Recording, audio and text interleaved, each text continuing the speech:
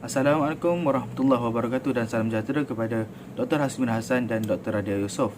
Saya Anwar Fakri bin Azam, pelajar HMT 311 Sintaksis, bernombor matrik 146061, ingin mengupas tentang jurnal yang telah saya pilih, iaitu Analisis Kesalahan Bahasa dalam Penulisan Karangan Bahasa Melayu Murid-murid Menengah Atas. Saya akan mulakan kupasan dengan definisi sintaksis. Sintaksis menurut Nik Safar Karim ialah bidang dalam peringkat susunan binaan yang amat penting dalam apa jua bahasa. Sintaksis dapat ditakdirkan sebagai bidang ilmu bahasa yang mengkaji bentuk, struktur dan binaan atau konstruksi ayat.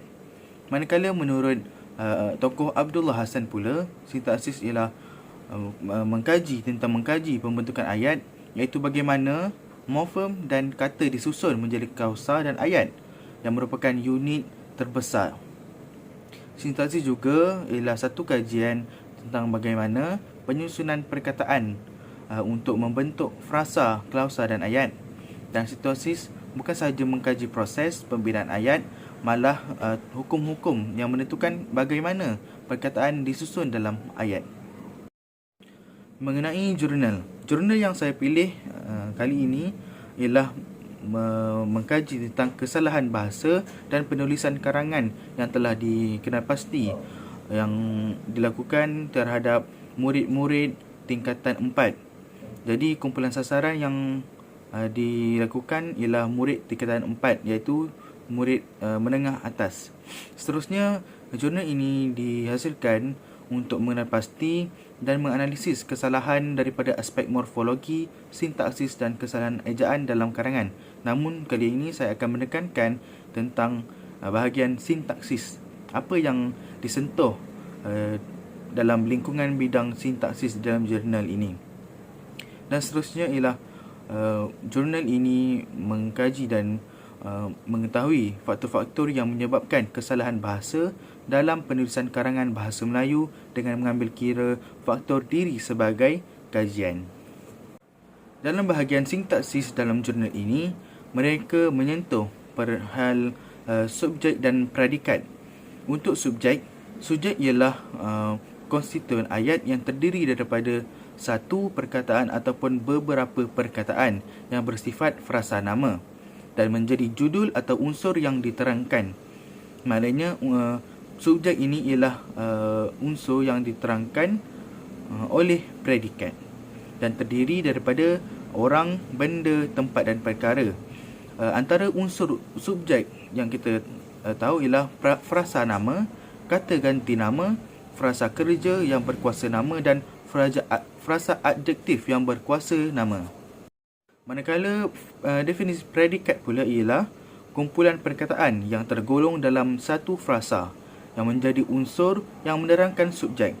Jika tadi kita tengok subjek ialah unsur yang diterangkan, sekarang predikat menjadi unsur yang menerangkan kepada subjek. Dan pada bahagian ayat yang menceritakan perkara mengenai orang, benda, tempat ataupun perkara yang dinyatakan dan terbina daripada frasa nama, frasa kerja, frasa adjektif dan frasa sendi. Dalam masa yang sama, jurnal ini menyentuh perihal proses pengguguran.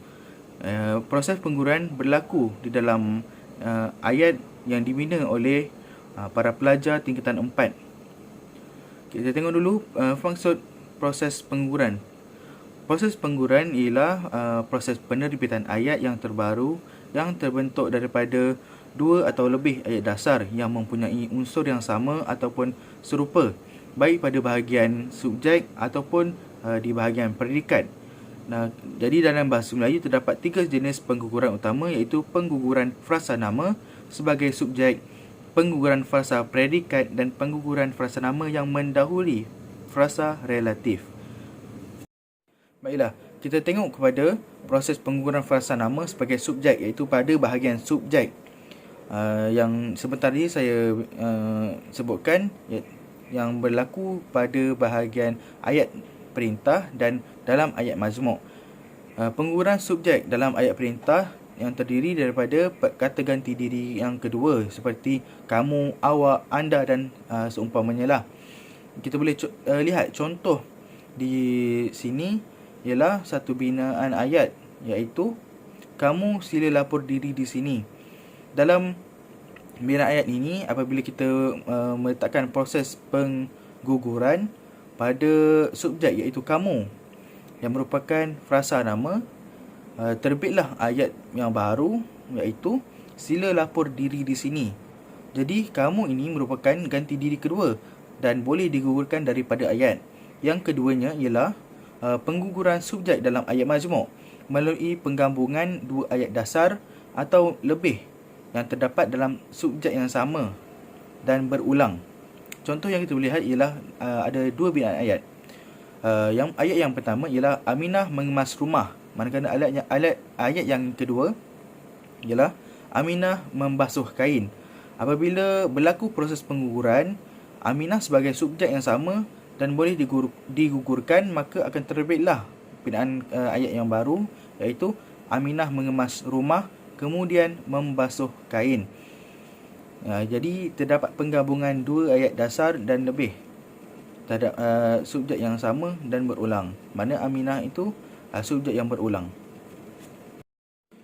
Yang seterusnya ialah proses pengguguran frasa predikat.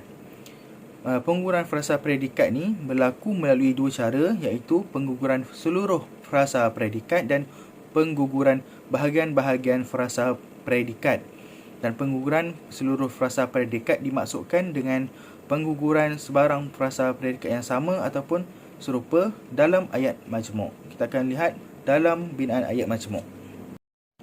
Baiklah, kita lihat pengguguran frasa nama yang mendahului frasa relatif, iaitu dua ayat yang digabungkan dengan satu ayat dipancangkan ke dalam ayat yang satu lagi sebagai frasa relatif, dan frasa nama yang serupa akan mendahului frasa relatif itu, maka ia boleh digugurkan. Kita boleh lihat satu contoh di sini ialah ayat pertama ialah rumah Ali besar. Ayat kedua ialah rumah Ali terletak di atas bukit.